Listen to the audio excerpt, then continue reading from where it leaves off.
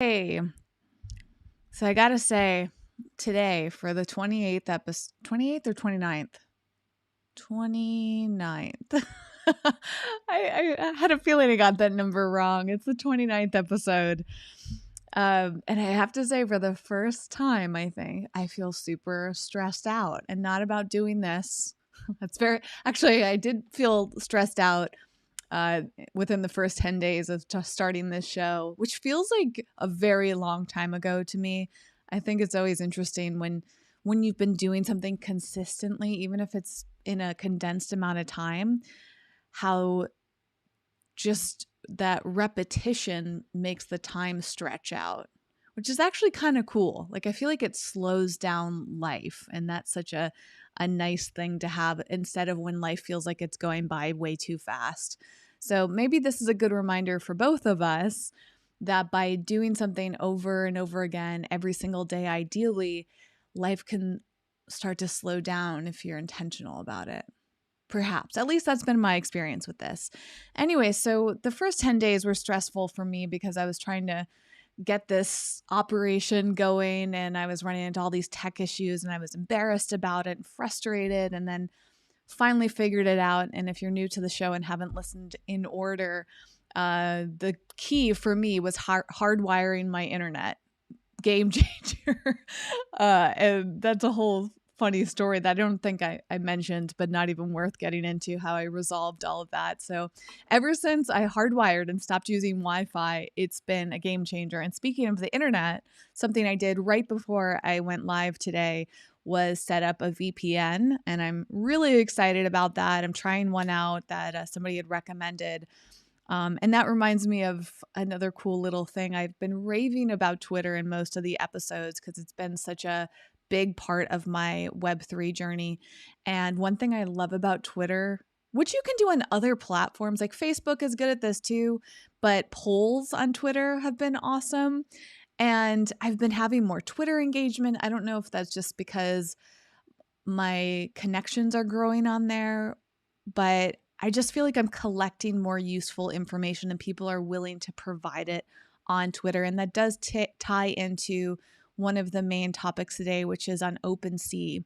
I'm recording this episode on February 20th, Sunday. And yesterday, Saturday, the 19th, was really intense in the Web3 world. I'm going to chat about that too.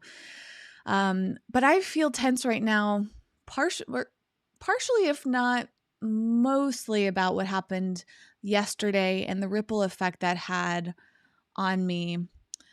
I just sat down to try to get some of my funds into Ethereum, and it was so frustrating.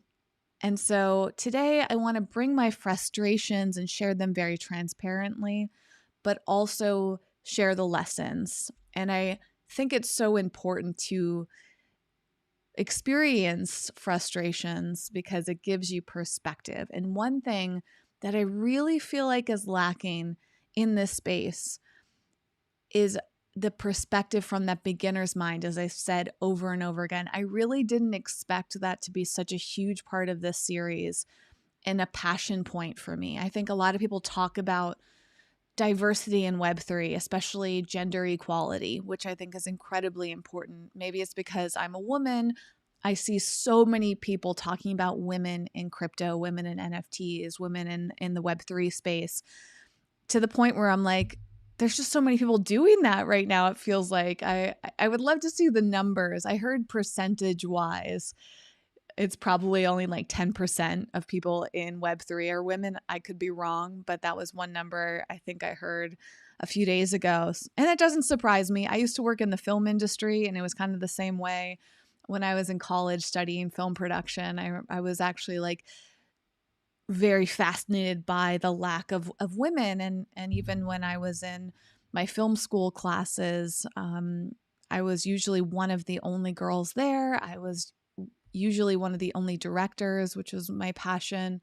There were a lot of actresses, but in terms of women writing and directing and producing, many years ago for me in college, that just like was pretty rare. And I'm experiencing a lot of the same things in Web3, but I also think there's this side of it where it feels like there's this chasm of maybe people just not sharing what it took to get where they're at. Or maybe it's because Web3 has been in the works for so long that with someone like me entering now in 2022, I missed that evolution that most people went on. So maybe the most vocal people, at least that I'm coming across in Web3, have been doing this for so long, they're not coming from the beginner's mind.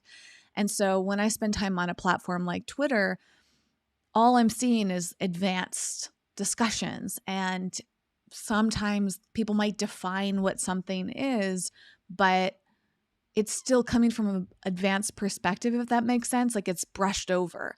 And that's what I'm going to get into today is my experience and how that reflected in what happened on OpenSea yesterday. So let's dive into it. And first of all, if you are brand new to the show, thank you so much for being here.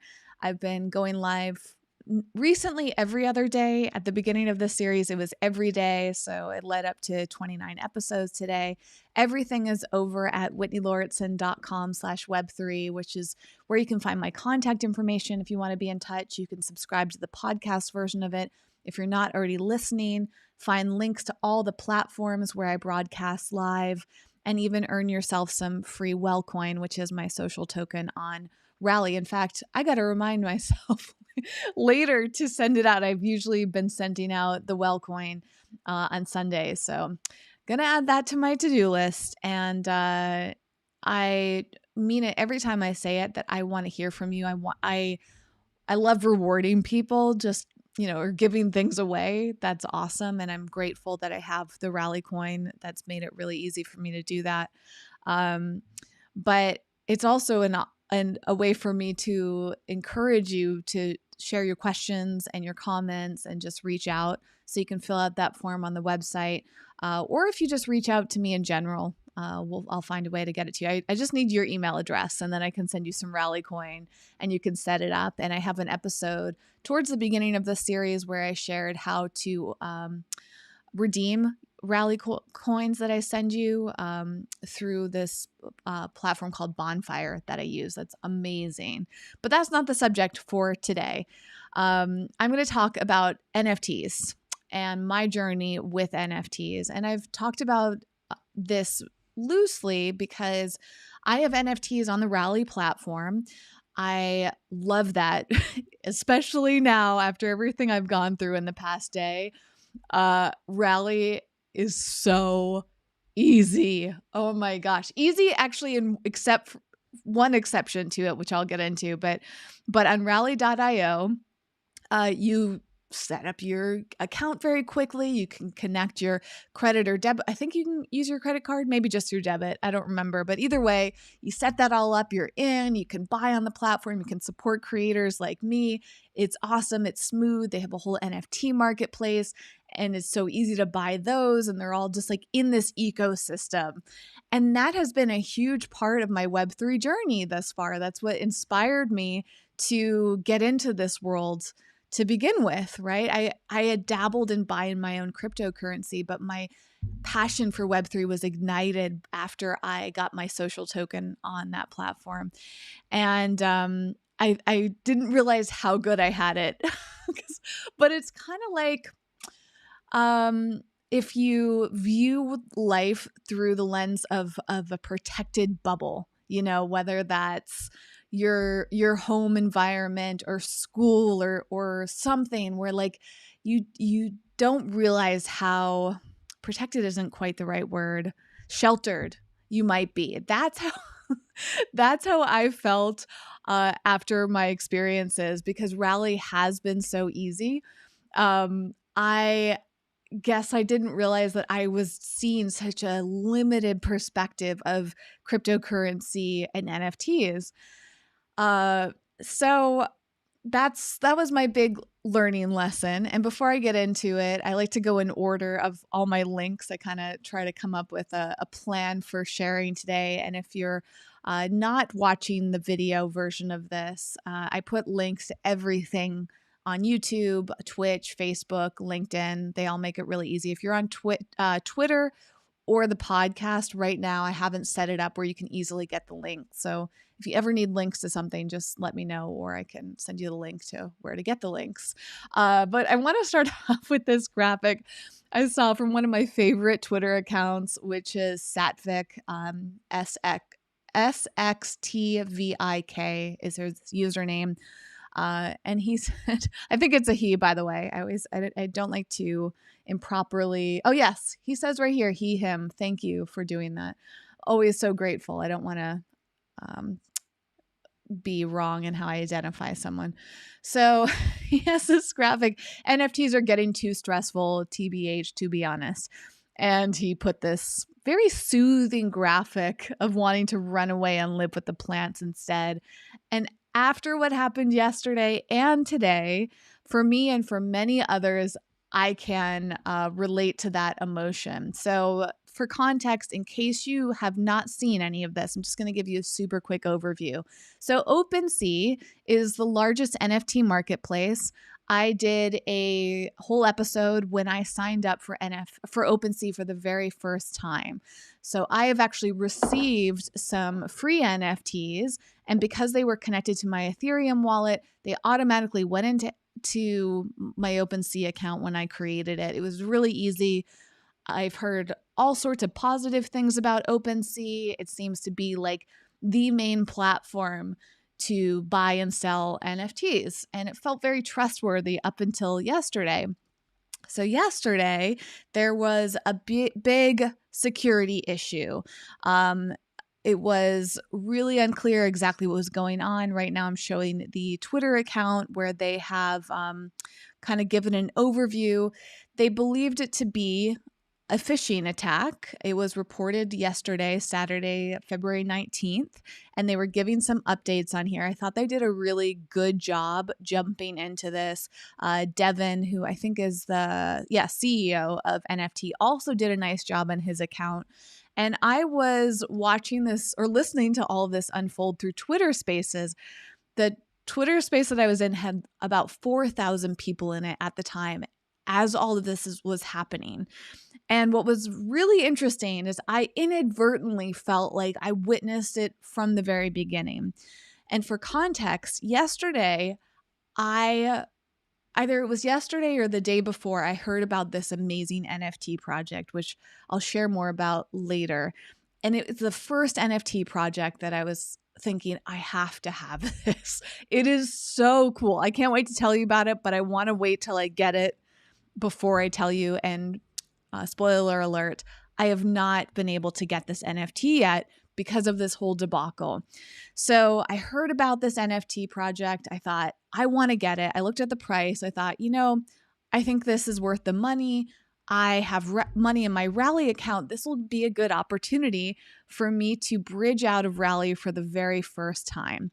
And to translate that, on Rally, I have my portfolio, which is comprised of my Well coin, my social token on there, all the social tokens that I've purchased and supported. So I support, I think, like 43 different creators on Rally. And you can kind of think about that on Patreon if you're brand new to Rally.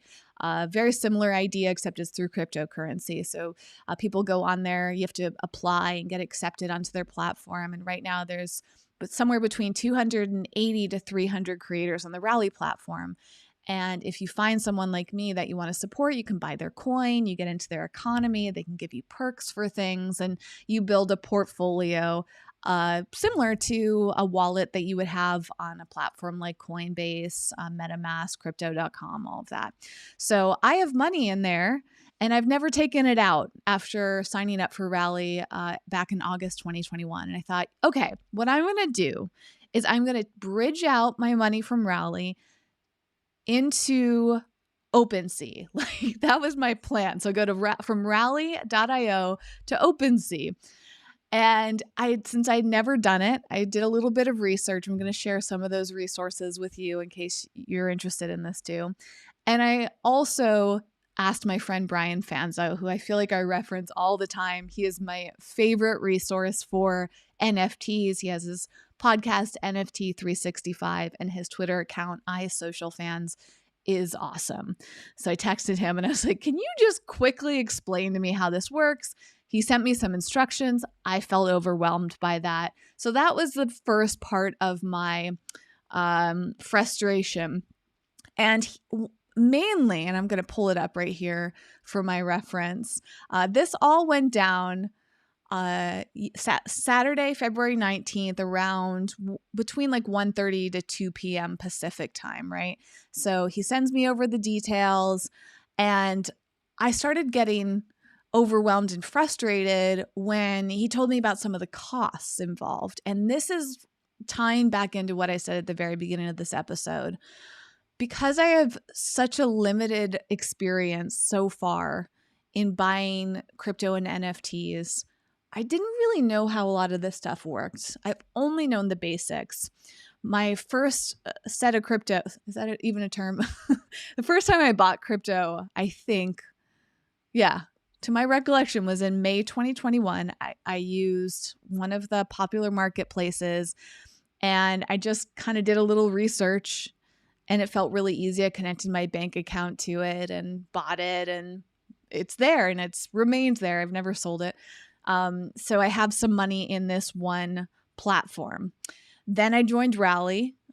Now I have money in there. Then I joined another platform and set up another wallet, and I have money in there, right? So basic things, like very easy to do all of those, but taking it out is not something I have experience with until today, technically. So Brian starts sharing the details of it, and I'm like following along step by step, and he starts to talk about fees. And this is where I started to feel like, wow, I don't feel like people break this down enough in a way that I've been able to see after being in this world for however long, since May of 2021, right? So what's that, 8 months or so? Or maybe more now. It's February. I thought it was still January, to be honest. Anyways, so I'm seeing these numbers saying, wait a second, there's so many fees involved that I feel like people just kind of brush over that. And that started to make me think, wow, like it takes a significant or relatively a lot of money to even just sell and move money around here. And I'm going to get into why that is and talk about gas and fees, which are terms that I'm just now starting to understand based on these experiences. Because I had never bridged out, I had never experienced a lot of those fees. When I purchased crypto, I remember there were some fees. I didn't even know what gas was when I bought crypto for the first time. I just saw like, here's how much you want to buy and this is how much it's going to cost after fees. And the platform that I first bought on, I think they either waived the gas fees or they waived their platform fees because I was new to the platform. It was like an incentive. So I just had very low fees to enter. Rally has very low fees too.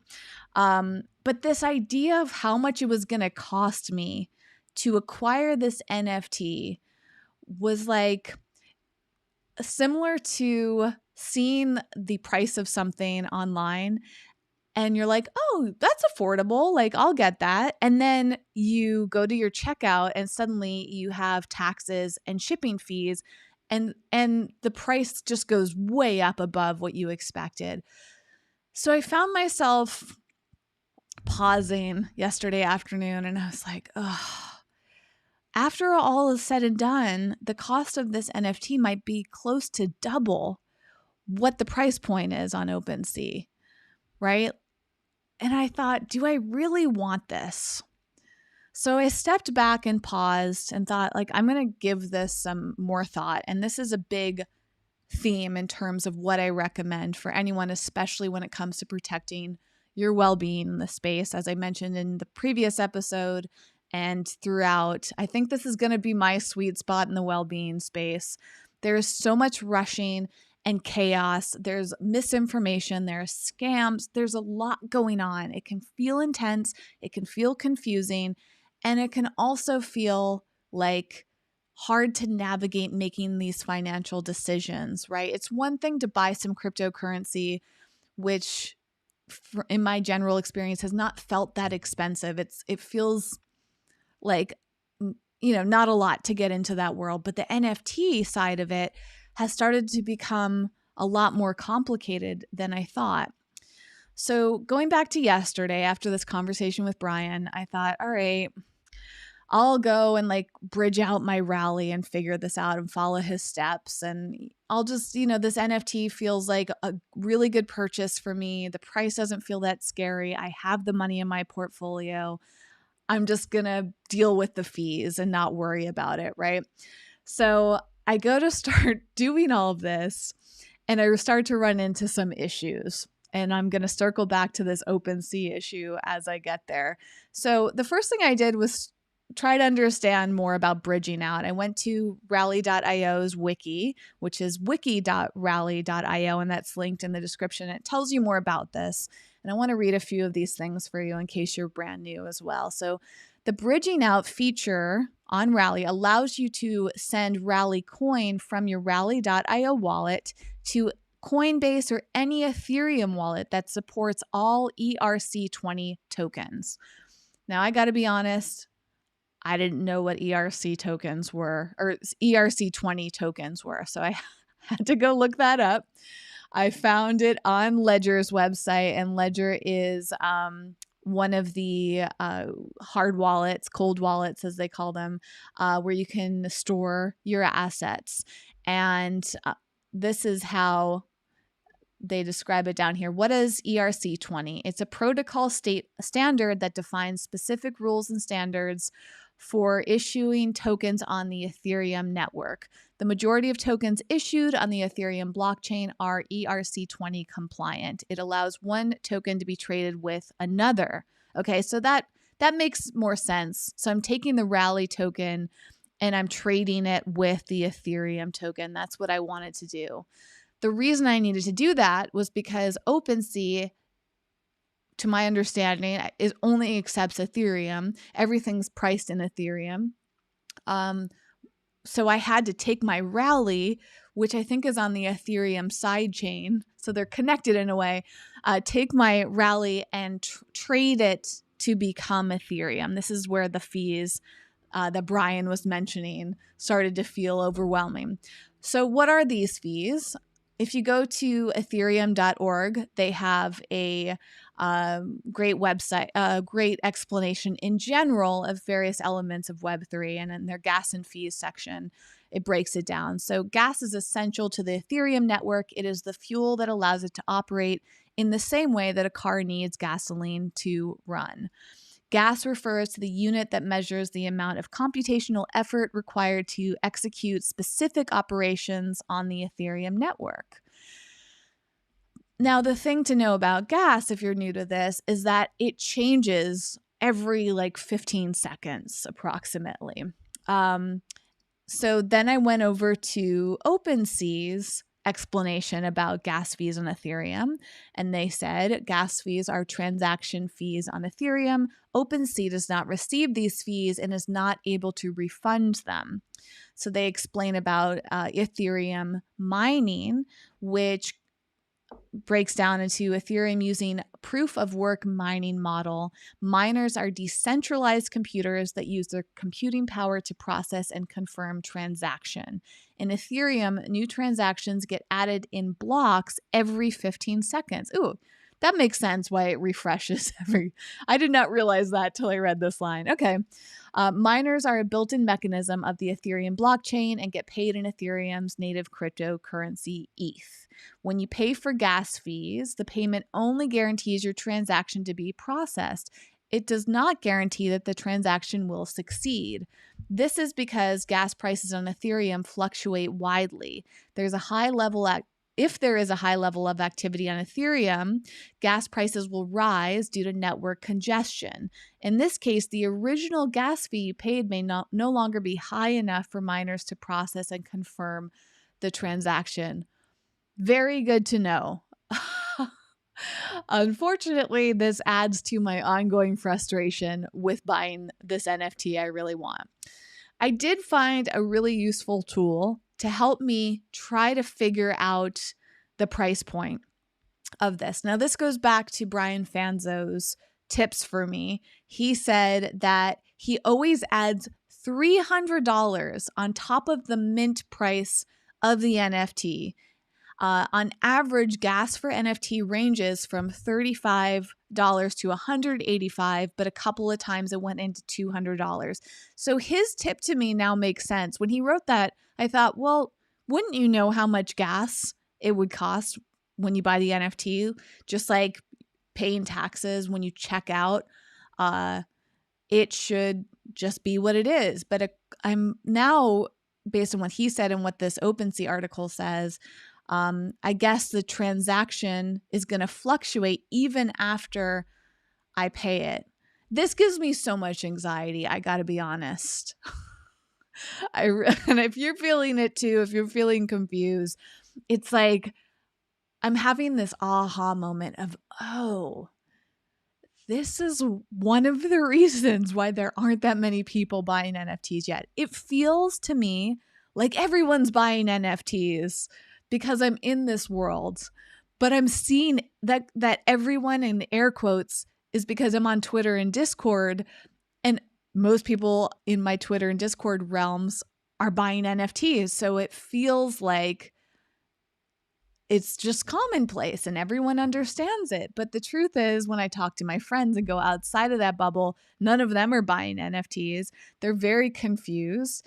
And even the people who I feel like understand NFTs seem hesitant. And maybe that's because this is complex. And it makes me feel very passionate about this because I feel like right now there's so much hype without addressing the fact that this is complex for newbies. And it's also a barrier to entry financially, especially after everything that it took for me to figure all this out. So I'll get more into that in a moment. One other thing that might be useful is that gas fees are in, I think it's pronounced Gwai. Oh, look, they're low right now. I wish I wasn't recording because this is one of the lowest prices I've seen in like the past hour or two. In this exact moment, 58 Gwai. Okay, this I've found to be on the lower side, but notice how it's refreshing. Sometimes this site kind of glitches and doesn't display, but it will update every 15 seconds, right? And you can see it jump up in different price points. So Gwai, I found out through the Binance website, refers to a small denomination of Ether. Okay, and we know now that that's the native currency to the Ethereum blockchain. It's the most commonly used denomination, and it's particularly useful when talking about gas. And so if you want to learn more about this, this is in the Binance site. All right, so that's what this references. Underneath it, it has like this right now $3.20 price point. I don't fully understand what this means.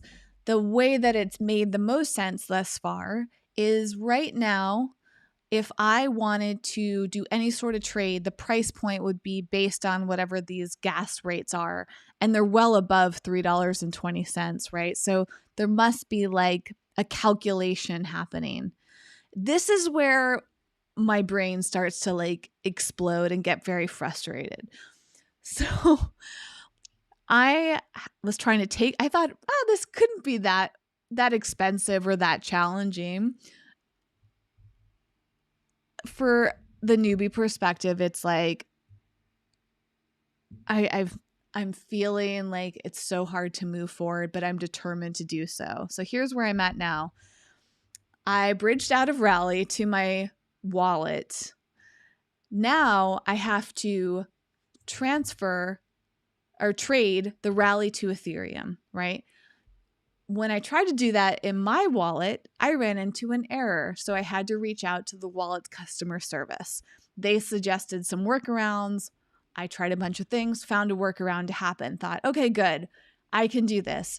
Then I go to do that and realize there are fees in the wallet transfer. There's all these different fees, including the gas. So every time I would try to trade, it would say, you need this much Ethereum in order to make this transfer. Now, I haven't been doing much in Ethereum. I haven't really needed Ethereum yet. So I had a very small amount of it. And that wasn't enough to cover the gas fees and just to do the trade from Rally to Ethereum. So I then had to go buy more Ethereum to cover the fees.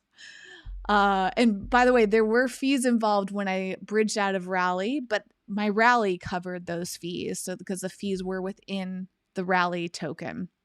But once I put it in my wallet, now the fees were in Ethereum. So I had to buy more Ethereum using my credit card or bank account. There were some other options, I forget, but I used my bank account. Bought more Ethereum. But then the gas fees are constantly fluctuating, and I found out I didn't buy enough Ethereum to cover the fees. And I could just go buy some more Ethereum easily. It only takes like a couple minutes for it to show up in my account. But then I thought, I don't know if I want to spend this much money on the gas fees. I was trying to buy this NFT, and now it's like costing so much more than I ever anticipated. And I don't even know for sure at this point what that price is going to be. Now, once I fully finish my bridging out from Rally to Ethereum, I'm going to have that Ethereum, but I don't even know if that's going to be enough to cover all the fees on OpenSea. So I think going through 3 rounds of paying all these fees, and it's just exhausting. Now, this you could completely disregard if you're not using Rally at all. You can cut out that middleman. As much as I love Rally, the bridge out to try to take money to go to OpenSea has felt intense for me. But let's say you're just starting with Ethereum. It's easy to buy that. You can factor in these fees here.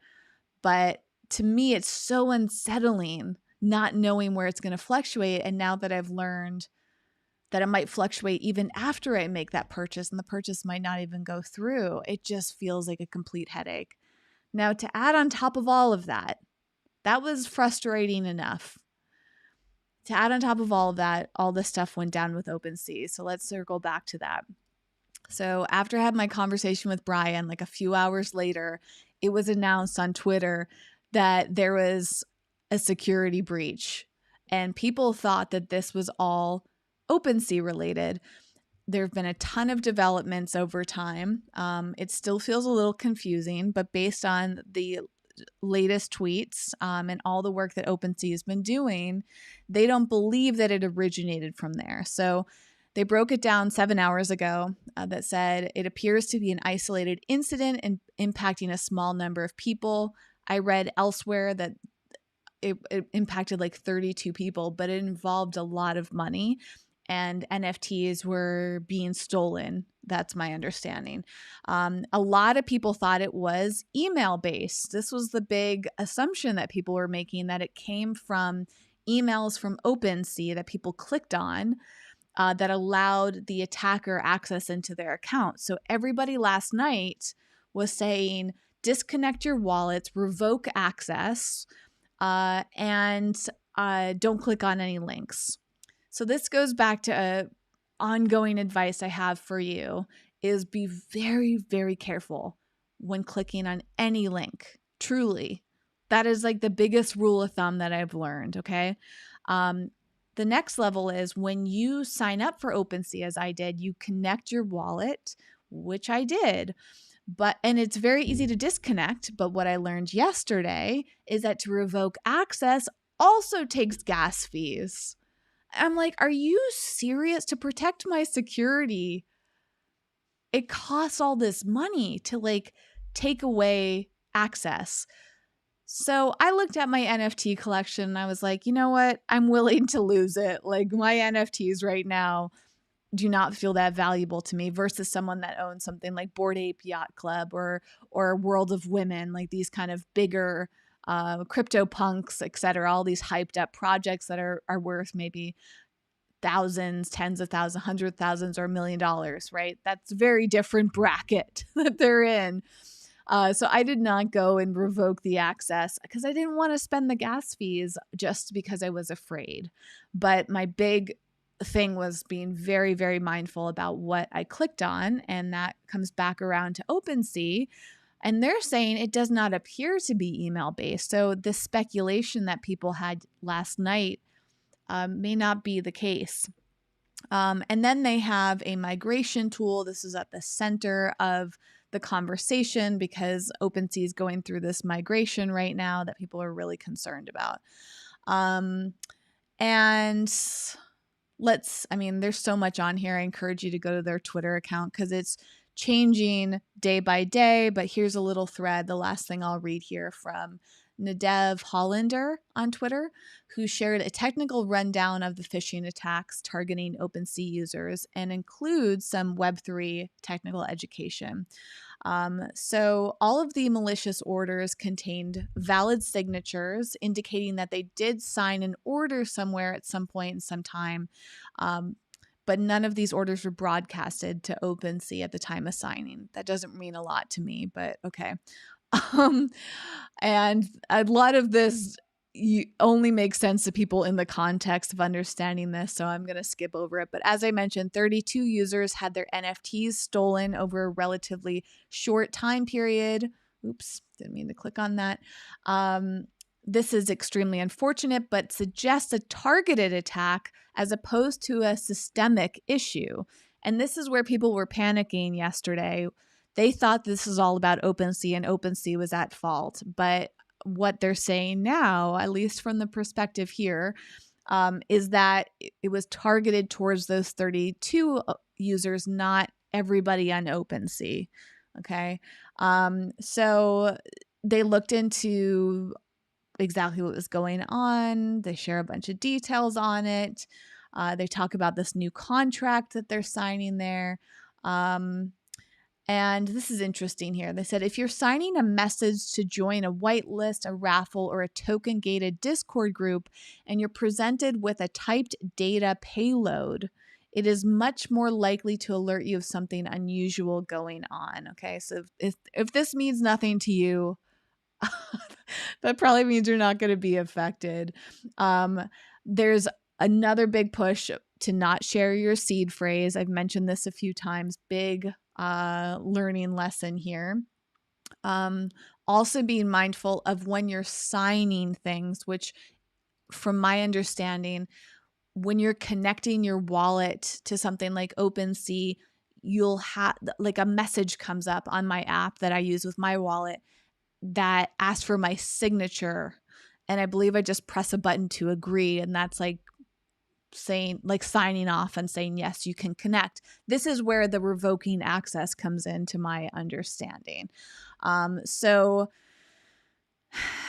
it feels very confusing and keeps going back to my recommendation. If you are new, to just slow down. And if you don't understand something, don't do it yet. Please research it. Please take your time. Ask a friend. Ask me. If I don't have the answer, I will ask somebody on your behalf. Happy to do that if you're not connected yet. Read through these things. A lot of this feels like gibberish to me, but that's an indication that I need to further educate myself before moving forward.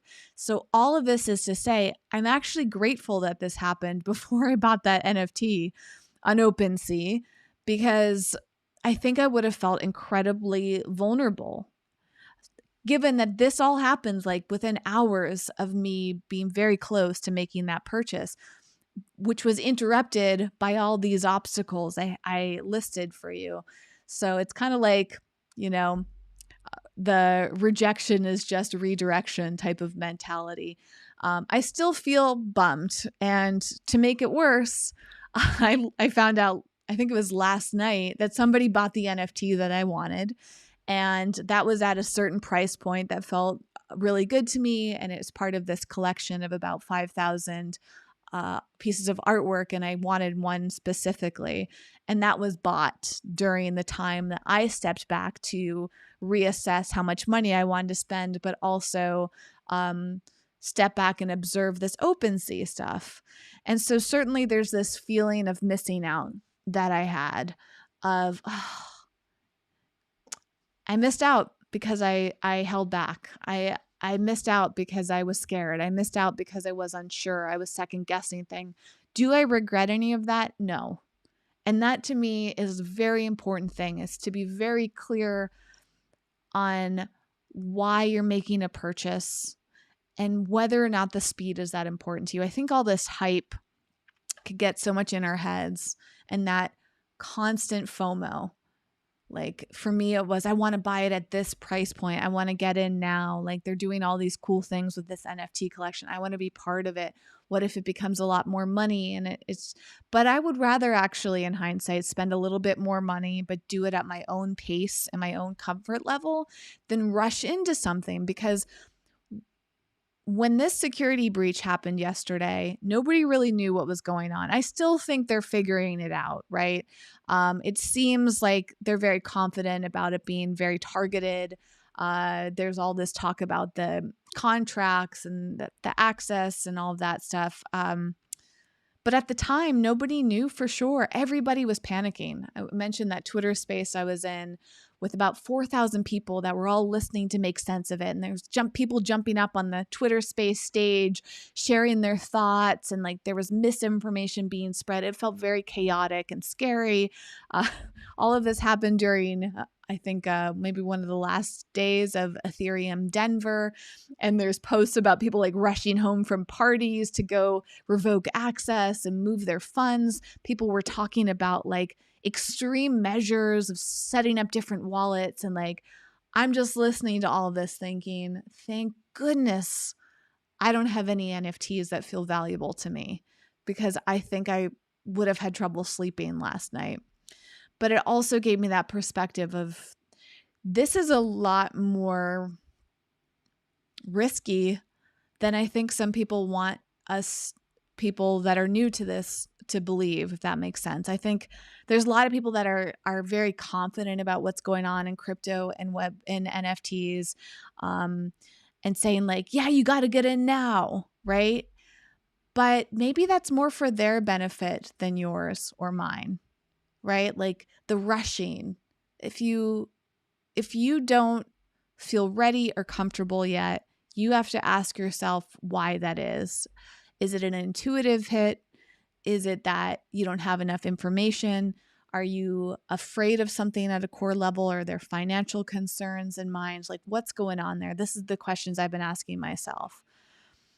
And I felt nervous even buying this NFT, even though it's relatively inexpensive compared to a lot of the NFTs I've seen and looked at.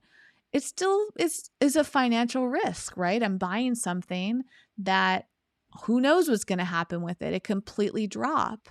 Something else that happened yesterday was a big issue with, I think it's the Crypto Chicks NFT. I could be wrong, but one of the female-led NFT projects got in deep trouble because of finding out that they had plagiarized, I think is the right term for this, somebody's artwork. So it looked like they did almost the exact same artwork design as somebody else. I think it might have started with a stock image. I'm not fully clear on it yet, but somehow one of the images used in that collection was copying someone else without their permission or even knowledge. And they're making a lot of money off of this. So there was this huge uproar in the space, especially on Twitter. I was seeing a lot of this, of people feeling completely scammed or misled or taken advantage of. And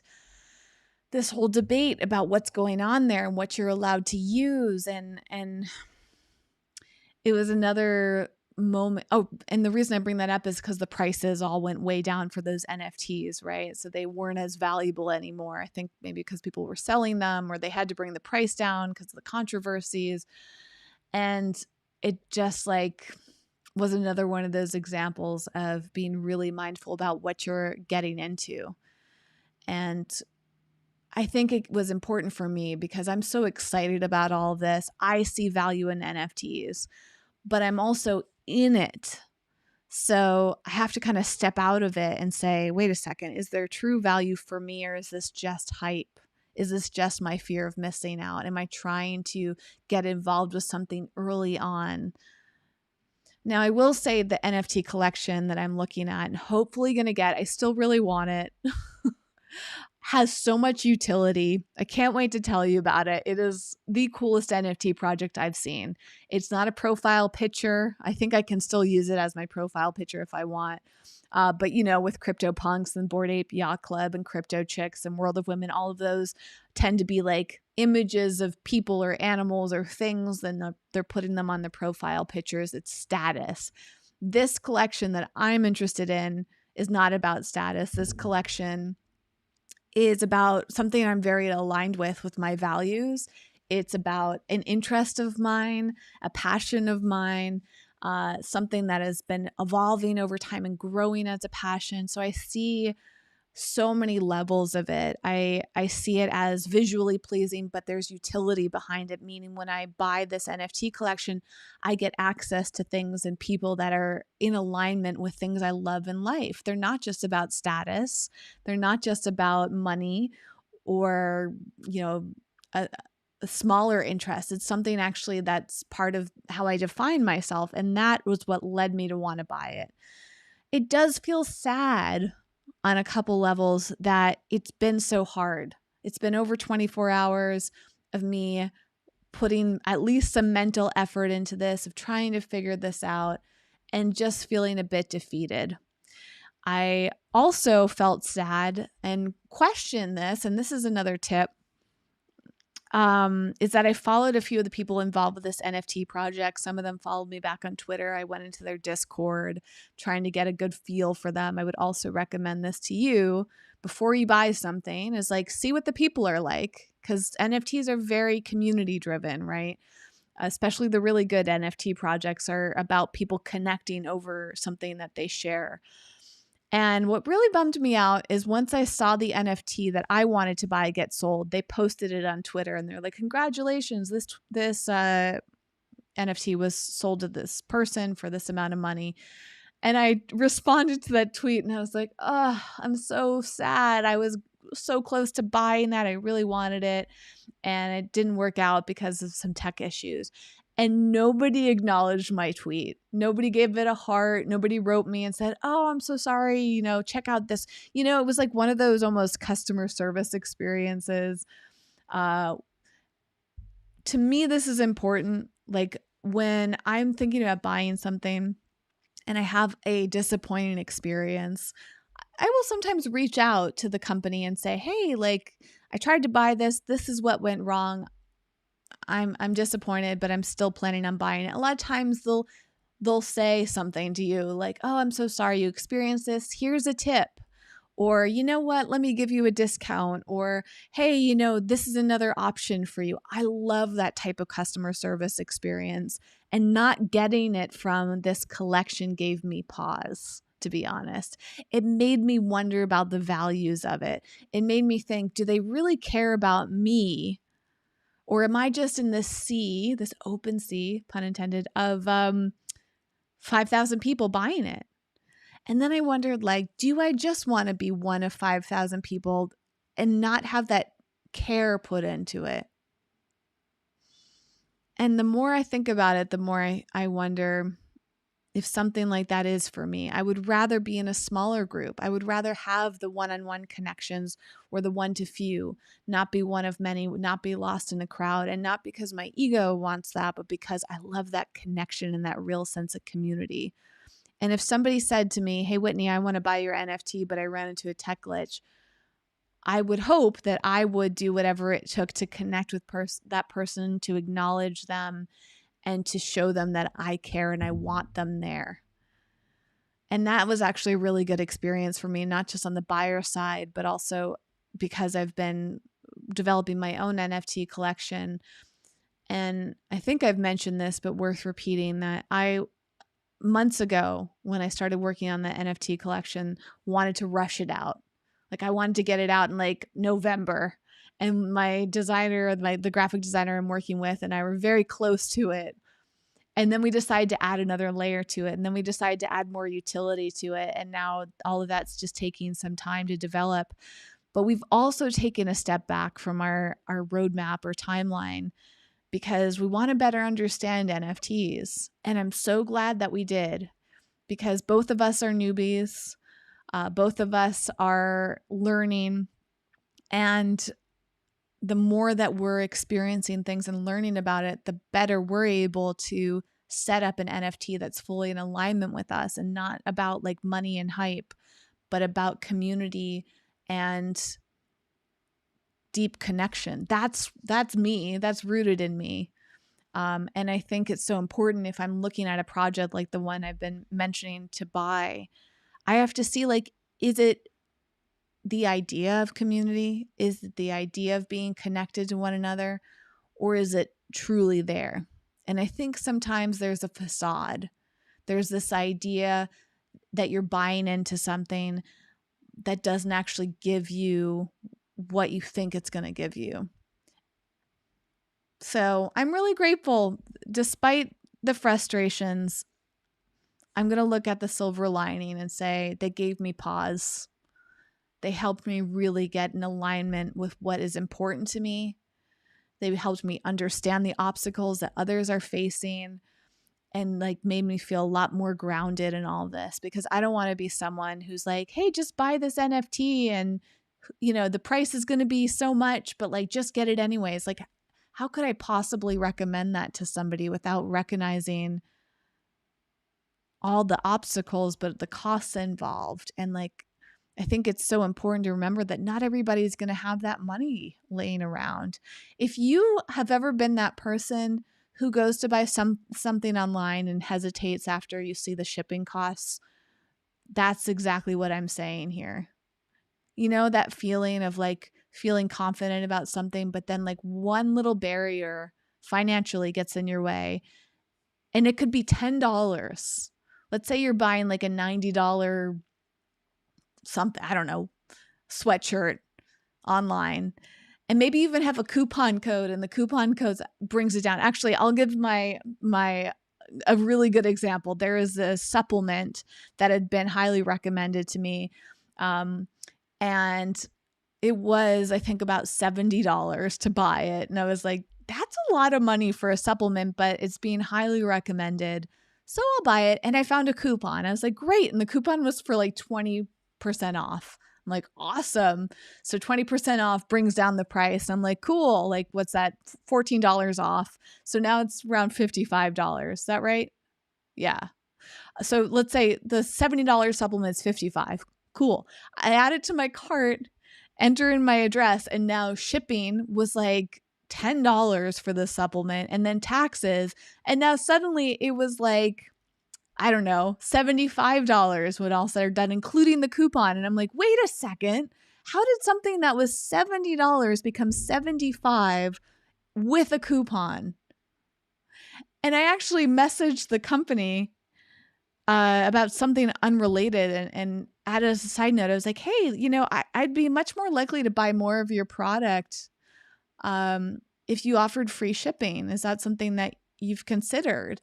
And they wrote back, well, we only offer free shipping if you buy 2 of our product. And I'm like, whoa. Now I'm going to spend $150 or whatever to save like $10. And it actually caused me to switch to another company with their supplement. Even though I really liked this first company, bought it, tried it, loved it, the fact that they were just like, oh yeah, you can buy double our product if you want to save money, made me feel like, is this a company I want to support? I think I'm going to try someone else first. Went to someone else, got a much better deal, had an amazing customer service experience. That pulled me in. I'm that type of person. I want that customer touch point. I want someone to consider my money. I want them to see me as valuable as a customer. And I think this is going to be a big thing in the NFT space for people like me. For people like me who are careful about their money, values driven, want to feel a part of community. I think that will be more and more as we get into the mainstream. And maybe right now, the early adopters and the innovators in Web3 don't care about that stuff. Maybe they care more about hype and status. Maybe they have more financial fluidity and resources. Maybe they just view money very differently. And that's okay too. But I want to acknowledge people that are in a different space. So if that's you, if you resonated with my experiences and my thought processes, I would love to hear from you. You are my type of person. And I want to send you over some Wellcoin. I'm going to give you money for being able to relate so that maybe you can start saving up. Now, I will say in full transparency that if you want any rally coin as a way to buy, if you're planning on bridging it out, I have to say right now, bridging out of rally was not easy. And I think it's important for me to now know that, to share with you. If your plan is to get rally to convert to US dollars or Ethereum, prepare for fees. But if you want to join Rally to support people like me within the platform and buy NFTs within the platform, which is where I'm planning to have my NFTs, then you'll have a very smooth experience, and I'm excited for that. So anyways, if you have questions, feedback, comments, anything, send me a message or go over to whitneylauritsen.com /web3. You can enter in that little form, or you can email me. My email's on my website too. My socials are on here. Very easy to connect with me on Twitter, on Instagram DMs, which is not linked here, but my Instagram is easy to find as well. Harder to reach me through YouTube, Twitch, and Facebook, but very easy to reach me on Twitter, LinkedIn, TikTok, Instagram, and email. And the easiest of all ways is to go to this little form. You don't have to ask a question or suggest a topic request. You can just write a response. And if you add your email address, I will send you over some free Rally, my Wellcoin, to do whatever you want to do with it. I really hope to hear from you. Thank you for listening. It's been a longer, more passionate story time type of episode, but I think there's lots of lessons in here, hopefully for you too. And what I want to do in an upcoming episode is talk about something I've learned. Actually, I'm not even going to tell you what it is. I'm going to just leave it at that. I'm not going to give you a sneak peek, but I have something else in mind that I'm very passionate about, and it's related to well-being on a different level that I haven't touched on yet. So stay tuned for that. Also have some more questions to address that I'll get to as I build more confidence. And hopefully there will be a happy end to my NFT story. Hopefully I will acquire that NFT that I really want. But if I don't, I think that's also positive too, because if I didn't get it, I probably wasn't meant to, and maybe it was better off. And to be honest, their Discord group is pretty cool. So maybe all I need is to be in their Discord after all, and I don't actually need their NFT. Worth considering. All right, that's it for today. I'm going to get going. Thanks again for listening or watching. Wishing you all the very best with your journey, all the twists and turns of Web3. We're in this together, and I'll be back again soon with another episode.